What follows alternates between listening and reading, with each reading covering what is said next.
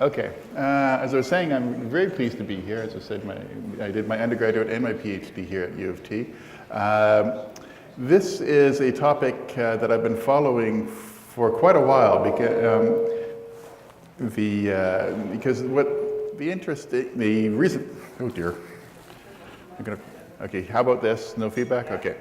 Okay. I won't go in front of the. Turn these off. Okay. That would be the thing. The interest in, as far as the scientific interest in inequality is largely driven by the fact that the facts have changed. For the longest time, they hadn't. And so there is certainly a political aspect to this, but there's also some frank curiosity because there are things going on that we really don't understand. They have implications that are very profound, but we don't understand what the solutions are yet. Whoops. So, in economic inequality, there are of course other kinds. We generally start at, we call welfare, happiness. And that would be great to study if we could observe it. Because ordinarily that's the thing that really matters. Are people miserable or not, or happy or not? And you can imagine stories where someone is poor but happy because they're surrounded by a loving family, someone who's rich but miserable because their home life is a disaster. In which sense is the income inequality the one that really matters? But as I said, we don't really observe that. You might next think about standard of living, or just we would call it expenditures on consumption. How well does people live? Do people live? The sad thing, the problem with that is data are really hard to come by. They're generally survey data, and those surveys are held infrequently. It's really hard to get a good track of it, which is why we end up going to income, because we have good data for that long term, and we can make sort of comparisons across jurisdictions and across time. There's also wealth. That's less useful, I believe. If I have time, maybe we'll talk about that later, but I'm not going to talk about wealth inequality today. All right, so we're just going to look at the income. Now, I think a lot of discussion about income inequality is basically working at cross purposes because there are different elements going on. I'd like to divide into the bottom and the middle and the top. Because people have been concerned about poverty since biblical times, and that's an old. There's a story there. More recently, in the 80s and 90s, and I guess since then, there's what's going on in the middle of the income distribution. Here we talk about the stagnation or even decline of incomes in the middle, and certain discussion of the hollowing out of the middle class, the polarization of the income distribution. And then more recently, what's going on at the top? Income concentration, and colloquially the 1%. Although, as we'll see, there's more than just the 1%. So I'm going to start at the bottom. We move up to the top, because there are three different stories here to be told. So I'm going to start with measures of poverty. There are two basic ways of looking at it. One is absolute poverty, and probably a lot of people think that that's what really matters. Basically the ability to purchase a fixed basket of goods. Can you survive? In Canada, the main measure for that is what we call the low income cutoff. What they did is in 1992, they took a survey of consumer expenditures, they calculated the median, they said anybody who had to spend more than 60% of their income on the basics was in poverty. They just drew a line somewhere. And they've kept that line, they kept updating that with inflation over time. Is that a good thing? That's what they do, and that's what they're trying to get at, some measure of absolute poverty. And people could say that, well, that's all very good. You might have a certain group of people who are surviving, but if they're surviving in a place completely isolated from the rest of society, that's not necessarily good. So this measure of relative poverty is in Canada we call it the low income measure, is quite simply 50% of the median. So if the median moves up, if the rest of the population moves up, and you have this one group that's staying behind, not in absolute poverty, but still left behind, that would show up as a relative poverty measure. So these are the two measures that we look at, what we have in Canada. Whoops, sorry. And darn. This is what they look like over time. The data start in 1976. The blue line is the absolute threshold. Okay, these are people, proportional population below this measure of absolute poverty. The black line is the relative measure. If you can see the dates, that peak is the mid-1990s. Those of us probably remember well, the 1990s were a really terrible time in Canada, just absolutely miserable. We had, 1 person in 6 was living in poverty, in absolute poverty in that time. And, the news as far as poverty goes, or absolute poverty goes, is that the last 20 years have been pretty good as far as that goes. The measures of absolute poverty have been diminishing over time. Now, people don't see it, but then again, the relative measure has stayed stable. Well, the way of reconciling that is incomes at the bottom have been increasing, but so has the median. So the median, the middle has been increasing, the bottom is increasing. Okay, so the bottom measures of absolute poverty would decline because incomes at the bottom have been increasing. But since if they're both increasing, then the ratio stays more or less the same, and that's what we've been seeing. I'm going to break it down by age because this is actually quite important. This is this is people between 18 and 64, working age. It looks basically the same. A huge peak in the mid-1990s and then a decline, and low income staying the same. This is the income of child poverty. Once again, we have a very similar pattern, and this is the sort of thing that people are looking to correct it with the introduction of the Canada Child Benefit, a very highly concentrated transfer for families with children under 18. So those things all look the same, but there's one that really sort of shows that if policymakers really want to do something about poverty, they can. Here it is. Okay, you recall that certainly in the 60s and the 70s, the number one preoccupation about poverty was elderly poverty. People retiring and simply not having enough to live on after they're retired. With the introduction of Canada, the Canada Pension Plan, there's a régime de rente Québec, the introduction of the Guaranteed Income Supplement, elderly poverty is, it's not necessarily, maybe not a solved problem, but it's certainly no longer the pressing problem that it used to be. And I like to look at this as, we don't have to accept high poverty rates as given. If people decide that that elderly poverty is something that has to be dealt with, it's dealt with. It can be dealt with, and it was dealt with. So I like to break that out just to show that there are things that are not necessarily immutable and beyond our control.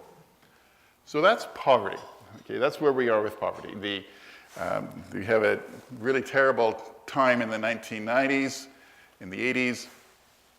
Okay, last 20 years, the measures of absolute poverty have been declining. All right, so that's the tour of the bottom part of the distribution. Now the middle. The story we heard about here, we've heard about in the last while, is the story of stagnant incomes, the hollowing out of the middle class, polarization, the income distribution being polarized into top and the bottom. And more technically, the way that we sort of look at it is that we see the widening gap between average and median incomes. Now, average and median, those things are going to be dominated by what's going on in the middle of the income distribution, not the extremes. Okay, the thing about the extremes is that there's not many people there. There's a lot of people in the middle. And more technically, something we call the Gini coefficient. I'll tell you what that is in a second. This is the income distribution in Canada in 2015, taken from the Canada Registry Agency. This is from tax files. Okay. There's a big spike at 0 there.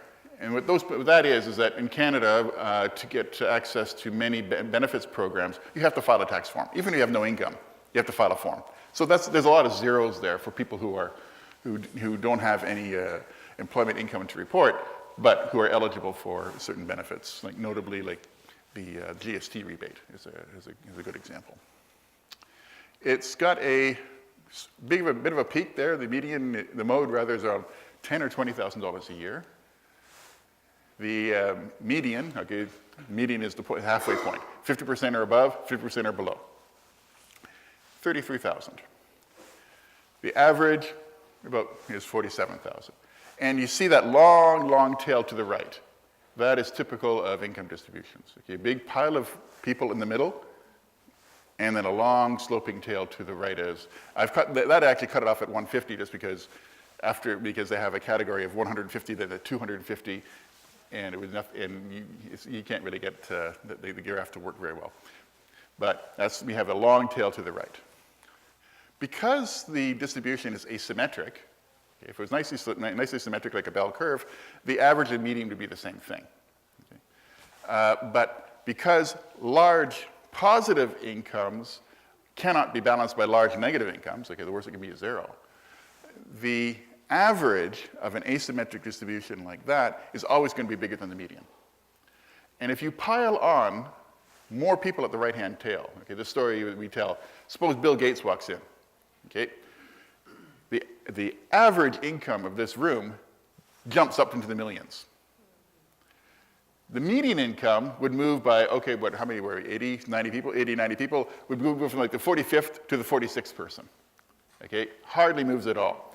So the average of an income distribution is much more sensitive to what's going on in the tails. So this is what we mean. This comparison of the median and the average is usually a good rough and ready way of seeing what's going on with inequality. Because if all of a sudden you have a whole bunch of people at the top end, that's going to drag up the average. The median's not going to move very much. And that's what happened here. These are data, Statistics Canada, economic families and persons not in an economic family. What Statistics Canada tries to do is correct income for family structure because people who are living within certain family households can share costs, and so they try to correct for that. The blue is the average, and the black is the median. Average is always above. Okay, there's nothing to do with there. The period between 1976 and about 1996, 97, those 20 years there, you can see that black line falls. Median incomes, these are all corrected for inflation. Median incomes were declining during that time. Average incomes, the blue, okay, those spikes are the various recessions. Okay, things drop during the recession, then come back up a bit. There's the business cycle there. Average incomes went sideways. And so if you're going to talk about a time when median incomes were declining, income inequality increasing, it's really the time that the 70s, 80s, and 90s. That first part of the graph where the black lines is falling, the blue line is more or less holding its own. That's not quite the story we generally hear these days. Okay, so I really try to make the point that there have been bad times, but that we sort of turned a corner around 1997. I'm just eyeballing the graph. Since that time, median incomes have been increasing more or less steadily. You see a bit of a drop there during the great financial crisis. Average income is going up. But one thing you certainly do see is that the spread between the blue and the black lines is much wider. And that's the widening income inequality that we keep talking about. Okay. I have to talk about the Gini coefficient because you really should. If you want to interested at all in income inequality, you kind of have to do this. What people you can do with the data is organize everyone according to how much income there is, and from smallest to largest. So, and then you calculate. All right, take the bottom 10% of the income distribution. What's their share of the total income? Well, it's going to be less than 10%. Okay, these are the bottom 10%. So that's this, if it was equal, if the bottom 10% had 10% of the income, they'd be on that, what that's called the perfect inequality line. Perfect equality line. It's a 45-degree line. 10% of the population has 10% of the income. That's not what we have, okay? It actually follows that line, that sort of lens-shaped curve. And that's what that's called the Lorenz curve. That curve where you plot the cumulative income versus the cumulative of the population. It's going to be curved like that as long as there's any kind of inequality. If it was perfect equality, it'd be straight line. Perfect inequality, where only one person had all the income, that Lorenz curve would be a flat line all the way up to zero, all the way on a flat line all along the bottom of the graph, and then spiking up at the last minute. Okay? It always has to start at the same point, has to end at the same point, because 0% of the population has 0% of the income, 100% of the population has 100% of the income, so the starting points are fixed. It's that curve. The Gini coefficient is basically the regions, like that ratio of the regions, like that pink area divided by the pink and the blue areas. So if increasing inequality would be characterized by pulling that curve to the bottom right. Okay, where all of a sudden that means that the people who are at the bottom have a smaller share, and people at the top have a larger share. We just be like pulling like a bowstring. This is what happened in Canada. Okay, in the blue, sorry, the red is 1976. The blue is 2015. So you do see that widening inequality that shows up in the Gini statistic and the Gini coefficient. So there is these things. Now, one thing I'd just like to add, sort of a technical note, and why top-end inequality missed us. We just missed it, okay? We didn't see it in real time. The reason is because this is such a popular statistic, it's not gonna, oh good, I can do this. It's not gonna capture, I can't do this, what's going on way up here, okay? Just the geometry of it means that you might want to try to move those curves, but they're nailed at the very top. They're not going to move very much. So the Gini coefficient, which is widely used in this literature, is not going to pick up what's happening at the very top. We already knew that it's not going to pick up what's at the very bottom. That's why we developed all these measures of poverty. But we hadn't developed, we certainly didn't have the data for it, to what's going on at the very top. So a lot of it is just because we didn't have the data or the statistical tools of looking at it. So that's a technical point, but it sort of explains it wasn't because of lack of curiosity or or complacency. We just missed it. We didn't see it. Now these Gini coefficients have a very similar pattern across industrialized countries. Okay, I just threw up 3 that I found over the years. It's pretty hard to compare these things. Canada's in blue, in red, of course. United Kingdom is in blue, and I found Sweden's and put it up there. There's a bit of a break in the data, so that's why it's in two portions. But what really strikes me, of course, is they all look the same. Okay, it's not just the Canada or United States or anything. This is something you see in all of, basically all of the industrialized countries. A big jump in the 80s and 90s, and then in the last 20 years or so, a leveling off. It's still at the high level, but not getting worse. And this is a pattern that you see pretty much everywhere in the OECD. This is my Canada is not the United States chart. Okay, they discuss a narrative that we've been hearing a lot of is declining fortunes of the middle class. That happened in Canada, but it stopped happening 20 years ago. Since then, last 20 years or so, that chart starts in 1984, because that's the only time the two series exist at the same time. In the last 20 years, growth, okay, not decline. Okay, that's not at all what's going on in the United States. In the United States, you see a peak around that 1990s, and then there's like 15, 20 years of decline. Last year or two, a big jump up. It doesn't seem to have registered in the popular narrative, but anyway, it might be a blip, who knows. But this is why the story of declining fortunes of the middle class certainly resonates in the United States. And, well, Canadians consume too much American media. Okay, that story resonates in Canada, even though it's like, well, I mean, yes, there was a time when things were bad, but for some reason, no one seemed to notice, or it didn't seem to generate the same kind of discussion, the same kind of resentments or political problems that they're producing now. Whoops, shoot. Sorry, what have I done? I want to go back.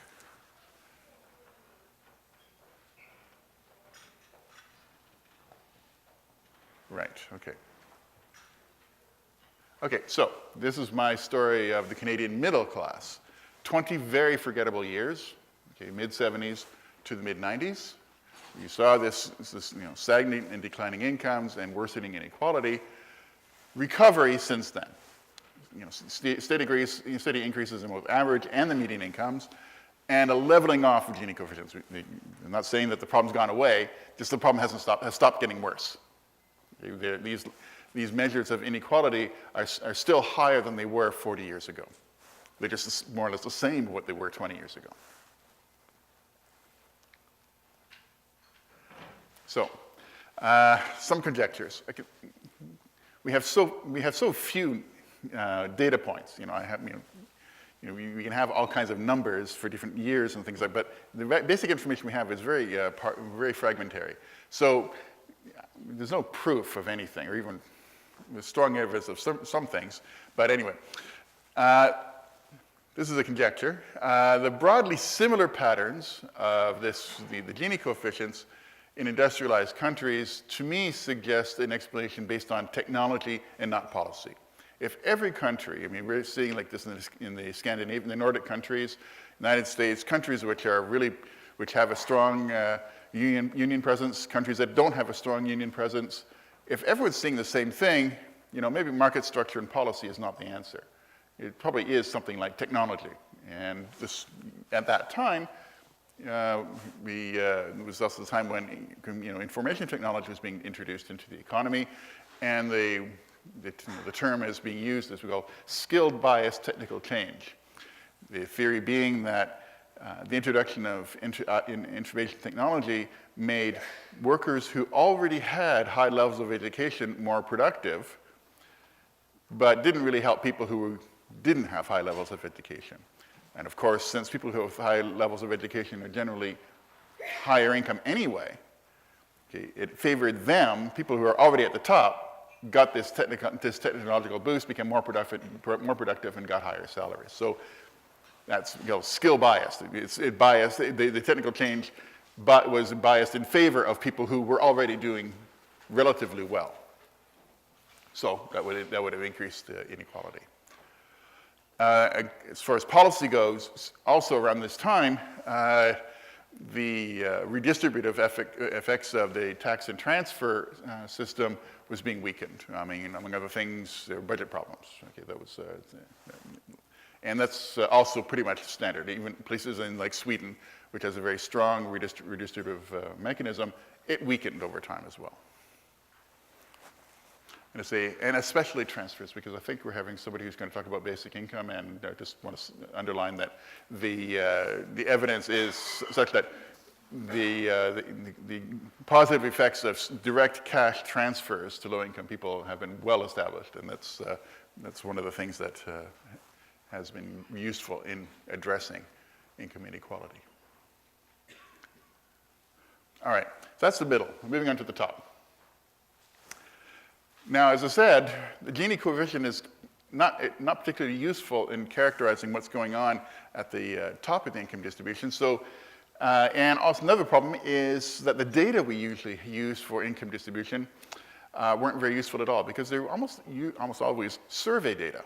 You get a few thousands, and maybe a few tens of thousands of people, but of course, only 1% of those are going to be at the top. Are going to be in the sample. So you'd have a very small sample of people in the 1%. And if you have a small sample, you're not going to be able to draw much in the way of useful inferences from them. So, as I say, we basically missed this. We didn't have the data, we didn't have the analytical tools. And what finally somebody did, okay, Emmanuel Sayes and Thomas Piketty got a hold of tax file data. So this isn't a sample. They got everything. So that means they got all people who were above a certain threshold. So these are not statistics in the usual sense of being drawn from a random sample. This is actually the population. This is everything. So this is what they did. And this is the blue line that they published in the year 2000. Of course, it circulated as a working paper well before that.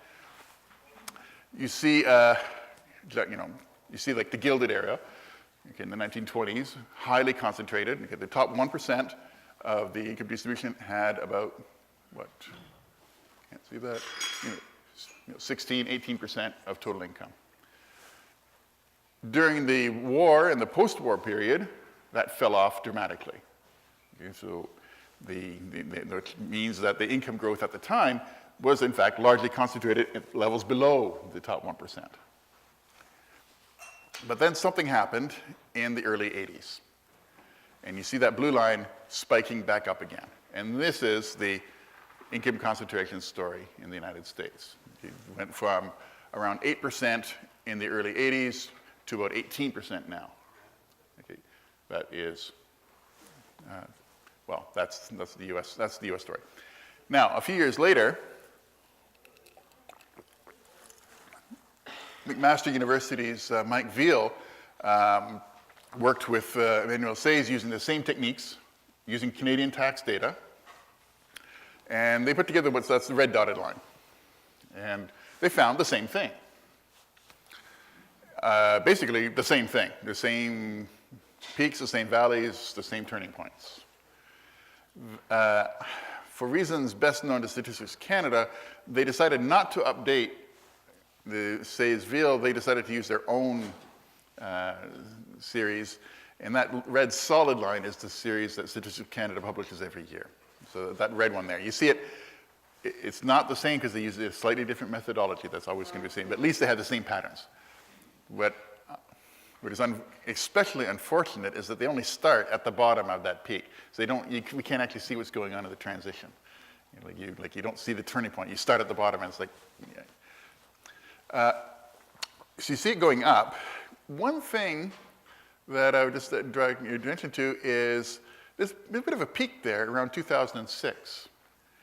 Okay, for almost 10 years, between 2006 and down, that share dropped, even as it was going up in the United States. You might think, okay, well, it was the great financial crisis. No, because the U.S. had it even worse than us, and their 1% rebounded quickly afterwards. There's a little jump up there. I think that's sort of a tax-induced, because in 2016, everyone knew that the top tax rate was going up, so a lot of people apparently shifted income to 2015 to take advantage of the lower tax rate. So the conjecture among economists is that that's tax shifting. It'll drop back down again next year. But I'm just going to, just to anticipate a bit what's going on with in Canada. In the last 8 or 10 years, it was declining. Still above what it used to be 30 years ago, but there's some improvement there. All right, this is what I added in the last minute. Because sometimes people don't have a good handle of where they are in the income distribution. A while ago, I wrote in the National Post a column just sort of pointing out, the upper middle class. And I had a lot of comments to the effect of, $90,000 puts you at the top 10%? That's so low, okay? Now, okay, in this room, people might be kind of surprised about that. That's why I think it's really important for people to understand median incomes in Canada are around $35,000 a year. That's a lot of people who are earning nowhere near what we in this room earn. Okay? So it's very important to just realize, that gap is probably much more important than the gap between us and someone earning up here. So these are the thresholds. So right now, if you want to be in the top 1% in Canada, you have to make about $230,000. Now, one of the things I think is really important to do is when we talk about the United States 1%, Canada 1%, the United States 1% is a lot richer than ours, okay, by a factor of about 2, if not more. Also, the concentration is much more in the United States. Okay, for example, I mean that this is a number I hadn't actually seen, hadn't actually calculated before I saw it last night. In 2015, the top 10% in the United States had almost half of their income. I find that astonishing. Okay, Canada is not much better, but about a third, but still half. That's a bit of a tipping point. So these are just to give you an idea who's the 1%. Okay, 200,000 in the United States, in Canada, 400 in the United States, and then these even higher. Okay. Yeah, so basically, in the United States, the income concentration is much, well, worse. Income is much more concentrated at the top. All right, how'd they get that way? Okay, a popular story is corporate profits, blah, blah, blah. No, that's not how they're doing it. Okay. The wage, they're doing it by working for a living. Okay. They're getting it from the T4s. The wage share, okay, in 1948, okay, probably in 1848 too, as far as I know, the wage share, the people who had high incomes, basically did it because they had a large number of assets. Okay, that's, in almost all of history, sorry, I'm going to say that, in all of history, up until about this time, the only way to become rich was to own lots of assets. Assets would generate income, and that's how you could get lots of income. You could never get rich by working for a living. But in Canada, in the United States, in 1948, less than half of the income of the top 1% came from wages, salaries, working. Okay. In 2000, the last year, half of the comparable data for those things, I mean, that share basically doubled or more or less doubled. You see, the source of this new income has been from wages, not profits. And that's it's a very important point to remember. Okay, corporate profits aren't the story here. I mean, corporate profits are just, the thing about corporate profits is that corporations aren't people. Okay?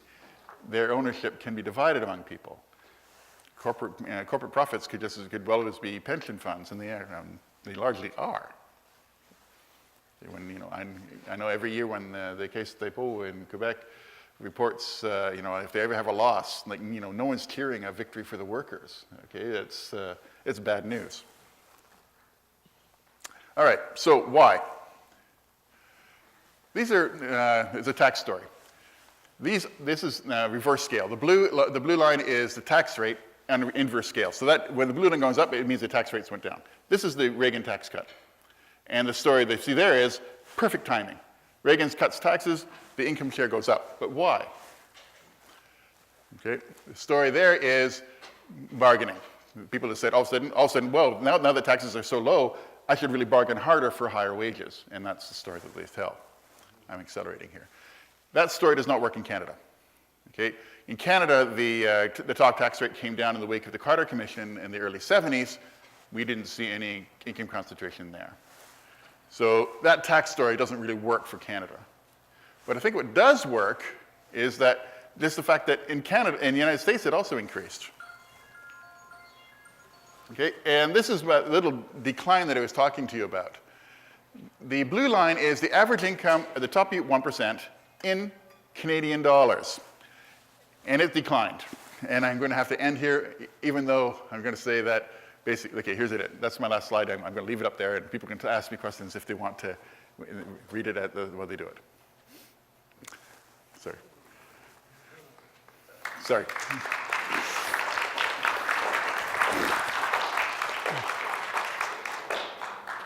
While you're thinking of your questions, I'm going to ask him to make his last point, which is on the last slide, and then we'll go into the discussion. I'm sorry. Okay, so the conjecture is, the introductory speaker talked about the increasing concentration across the world. That's not actually the case. It's almost all in the English-speaking countries. And my conjecture is that the existence of high salaries in the United States are used as a threat for Anglophones, as an outside threat. You give me a pay rise, or I'm moving to the United States and taking that big salary that's on offer there. You don't see that in Europe and aside from the UK, which also had that spike. Interestingly, you don't see it in Quebec. You see it in Alberta and Ontario. You don't see it in Quebec. Once again, because I think that the threat of a francophone in Quebec to accept a job in the United States is simply less credible than an anglophone in Ontario, because for those people, it's not just, okay, my kids are going to grow up with a different accent. It's, okay, my kids are not going to be able to talk to their grandparents. And that's a much bigger cultural and linguistic hurdle. So, in the United States, I think the issue is the top 1% is able to manipulate the political process.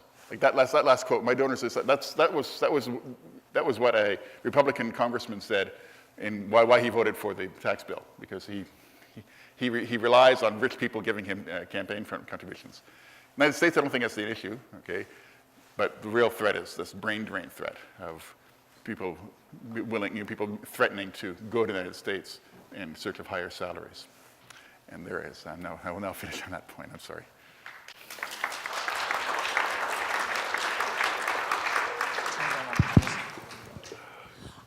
Thank you so much, Stephen, for that very interesting and challenging and disturbing talk, giving us the facts on inequality. We're going to have a discussion, but I forgot to mention that the sponsor for this first keynote speaker, who paid his expenses to get here from Quebec City, Del Manor, has brochures at the desk if you would like to learn more about their retirement homes. And I have the mic, so I'm going to ask the first question. You said at the beginning that the story about wealth is different from the story about the 1%. Could you elaborate? Well, yeah, it's more that I think that wealth is not as useful an indicator of economic inequality as income, because among other things, certainly in a place like Canada, people who are in the bottom 20, 25, 30% of the income distribution, they have basically no assets, and the reason for that is that they don't need to. The main reason for accumulating assets is to save for retirement. Now, happily, our retirement programs are sufficiently generous that people in the bottom third of the distribution, for them, retirement is a salvation. They can actually, a combination of all those programs that we have actually increases their income once they retire. And so there's no reason for them to accumulate assets. And so that's why, the fact that we have a reasonably generous retirement program suggests to me that, well, if you see that people in the bottom third or the income distribution have no assets, well, that's because they don't need to save. Saving is renouncing current consumption, current spending for the future. Well, they don't. Forcing them to save more would be a punishment. So, and that's the sort of thing that you have to keep in mind.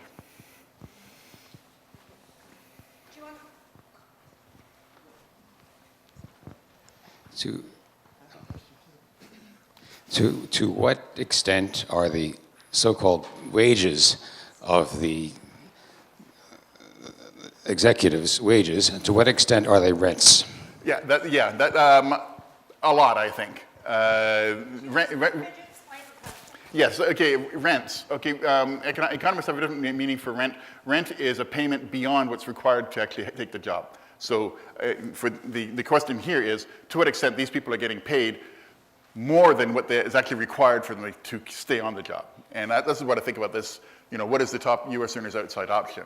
And I think they don't have one. I think they're just I think that is really rent. Like, you don't have to pay these hedge fund owners hundreds of millions of dollars a year, because otherwise if they don't get $100 million a year, they're going to leave and do what?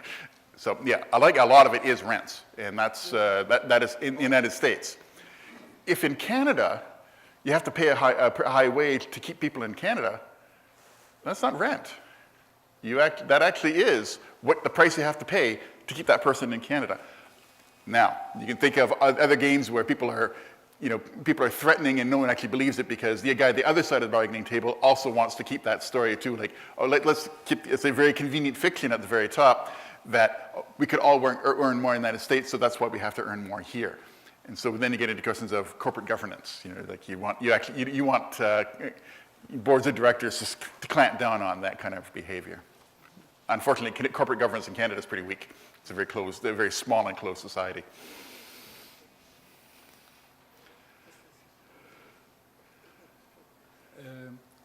You were mentioning briefly the universal basic income. Could you speak right into the mic, please? You were using, in Brazil about 10 years ago, they managed to get the people out of poverty slowly.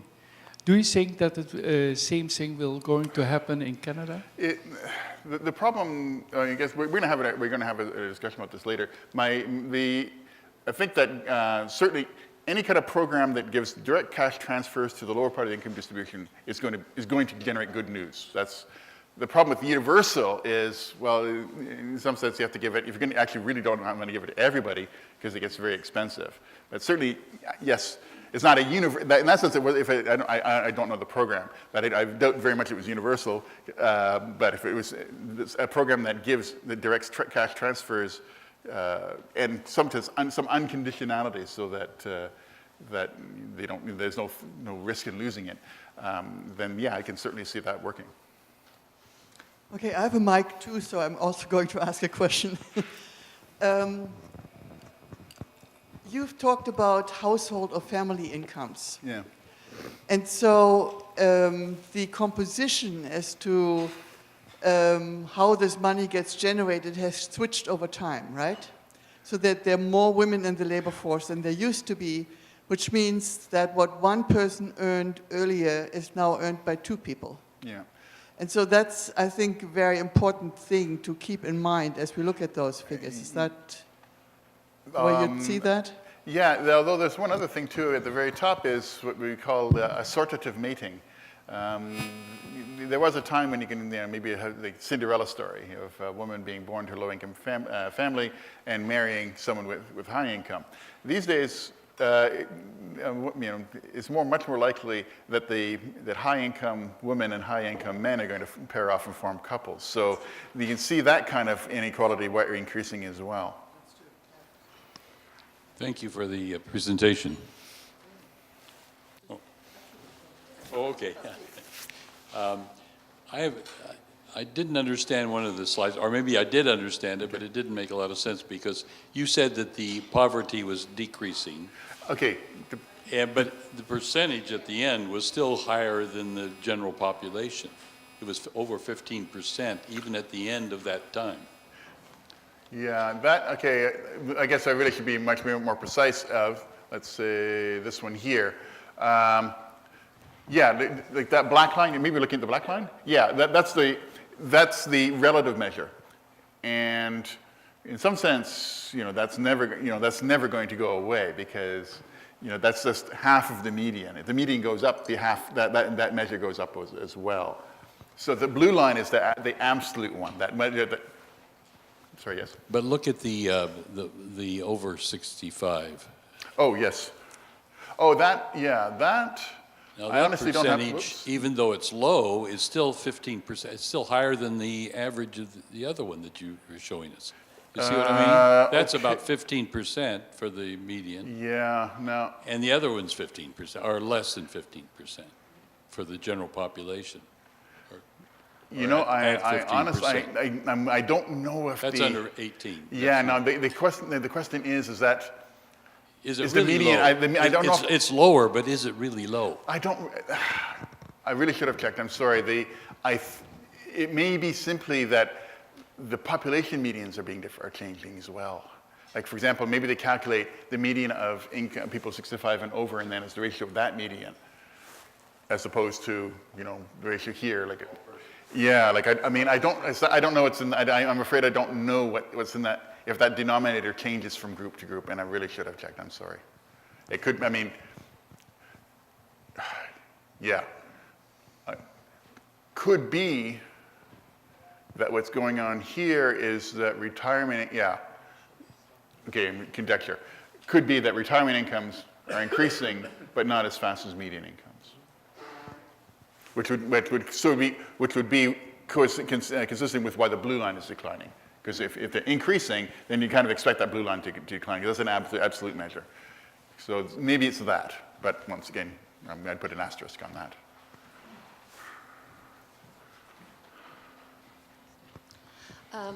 Your graphs are mainly based on declared income. I'm wondering whether you could speculate how they would be affected by offshore tax shelters. And would there be any difference for Canada versus the United States? Can we get at that information at all? It's extremely hard because, of course, it's secret and private, right? I think that,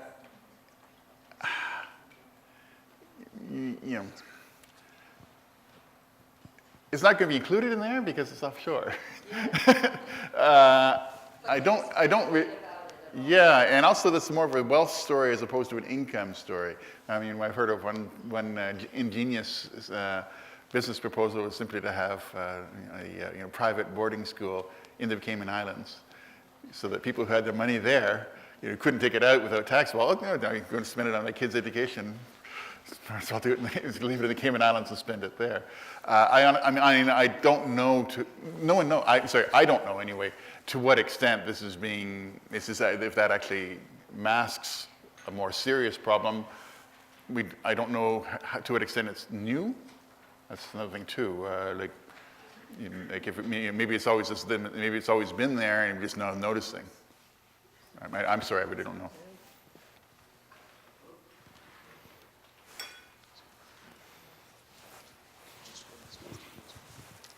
Can you say anything about the percentage of children being raised in absolute poverty? As family structure changes, we know a lot about average incomes, and we know things about relative income. But, of course, a lot of families now have very few children or none, and some families have still a substantial number of children, and what's that relationship to poverty? I guess the short answer is I don't know, but I'm willing to conjecture that I'm reading somewhere that something like large families become a bit of a status symbol. There was a time when for low-income families, children were the retirement policy. And so you can sort of see, okay, low-income families that have a lot of children because they're counting on them to get them through retirement. So in some sense, I'm not sure to what extent large families is actually correlated with low income. So all I know is that this is this is for all children. I also know that it's also worthwhile noticing that things like the Canada Child Benefit, of course, it's for each child. So if you're a family in poverty with several children in school and of school age, you're getting thousands of dollars a month to get. So that's the kind of a program that is really focused on that issue.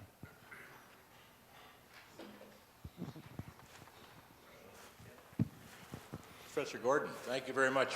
Okay, we're back here in the cheap seats. Anyway, thank you very much for a fascinating presentation. I had a couple of specific questions. Oops, or two of them. Do I suck on this or talk? Sorry. Is it true most of the data that you're dealing with is for individuals? There are some. Because taxes are filed on an individual basis. If there are people in families, like do you have a partner? You put them on there. So yeah, the data the source of the data is individual, but they do regroup them into families as appropriate. Okay. So there are separate things. Like I had economic families and individuals, whatever, here. I could have made that into 2 or 3 different things. One is economic families, one is individuals, unattached individuals. And they, yes, they do look different.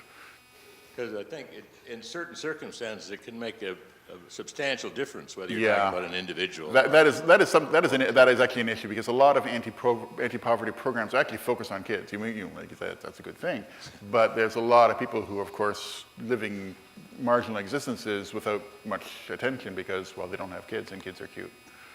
And more generally, could I ask whether you have any data on wealth and debt, and also you mentioned Piketty, the French economist, classic. What's your take on his view about the role of capital as opposed to owning the means of production? As an explanation for income inequality in the past, it's not very good because, as I mentioned, that's actually one of the reasons why I made the point about wages being the source of income, main source of the surge. His story is more one of conjecture for the future. A lot of it hinges on how you treat housing wealth, and I'm not entirely convinced about how that housing wealth can be transferred into current income. So there is that. Wealth, there are measures of aggregate wealth. Individual wealth, that's another, it's very hard to get a hold of. We have survey data, again, and survey data is limited by the fact if you want a good representative sample, well, you're going to have most of the sample is not going to be people who are high levels of wealth because it is highly concentrated. I know there are more questions back there, but we will have time for discussion throughout the day. I'd like right now to thank Stephen Gordon for coming from Laval to share these basic income data with us. We're obviously going to need to continue and talk about some sociological perspectives, and that will come right after the coffee break. As a token of our appreciation, I have a book for you. It was written by really the founder of Senior College, Peter Russell, sitting right up here. It's called Canada's Odyssey, and it's an autographed copy. Thank you for coming and sharing your perspective. Very generous of you. Thank you.